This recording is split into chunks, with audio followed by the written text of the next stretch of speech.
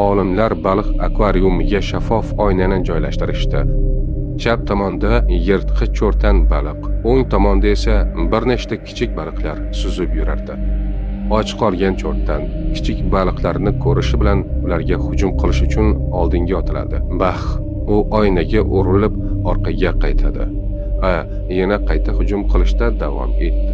Ammo har safar behuda bo'ldi. Takroriy urilishlar uning tangachalarini tushirib yubordi va boshini jarohatladi. Oxiri cho'rtan qo'rqib ketdi va burchakka chekinib titrab qoldi. So'ng olimlar oynani sezdirmay olib tashlashdi. Kichik baliqlar hamma joyda erkin suzib yurdi. Hatto cho'rtanning og'ziga tegib o'tardi. Ammo cho'rtan ularni yeyish uchun og'zini ochmadi.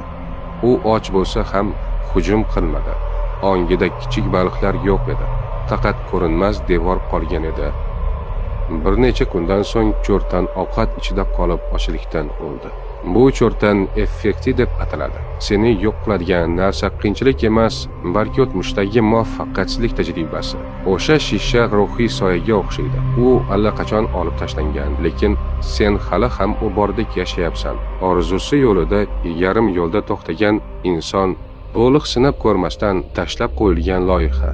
Sen buni imkonsiz deb o'ylaysan. Dunyo devorlarga to'la deb o'ylaysan. Aslida esa bu devorlar faqat ongingda mavjud. Yana bir bor urilib ko'r. Yana bir bor harakat qilib ko'r. Balki bu safar muvaffaqiyat aynan narigi tomondadir. Eski yaralarga tikilib qolma. Og'zingni och, bir tishlab ko'r. Ongingdagi shishani sindir. Yangi boshlanishni topasan.